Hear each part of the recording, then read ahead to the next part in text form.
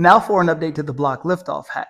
For incline presses with the blocks turned on their sides, this worked perfectly because I could start with my hands so high for the liftoff.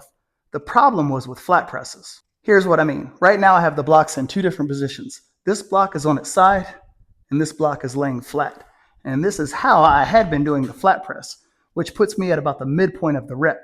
And on this side, my arm is fully extended. So neither of these are the best starting point for the flat press.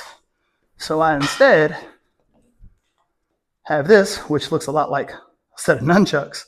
To make the updated blocks, I drilled 4 8-inch 2x4s together, and I put a piece of Gorilla Tape down the middle of each block just because they remain tacky for quite some time and I don't want them getting stuck to the lever arms when I do my liftoff.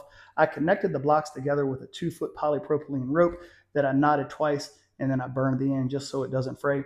And for anyone who doesn't know, 2x4s are not actually 2 inches by 4 inches. They're 1.5 inches by 3.5 inches.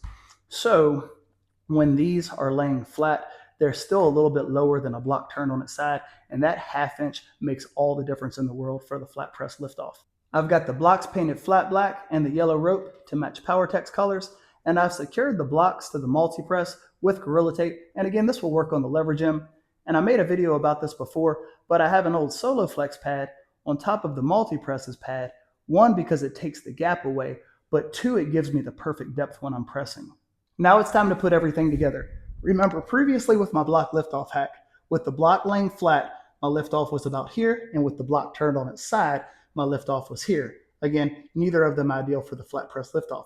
However, with 2 blocks drilled together and laying flat, this is my new liftoff. And for anyone who is wondering, in order to get the lever arms up, I just lift them and then slide the blocks back. Here's a bonus hack. This is the PowerTech VKR. Normally there's a pull-up bar on the back of this machine. I cut that off with a hacksaw because I didn't want this post hanging above the seat, and I do all of my pull-ups on my power rack. But that left me with this bar. So I recently replaced the lat pull-down bar that I had been using as handles because this does scuff up the bar a little bit, and it's a whole lot of bar that's not needed, with the pull-up bar from the VKR. Thank you so much for watching. If you found any of these hacks helpful, please give the video a like. Take care, everyone.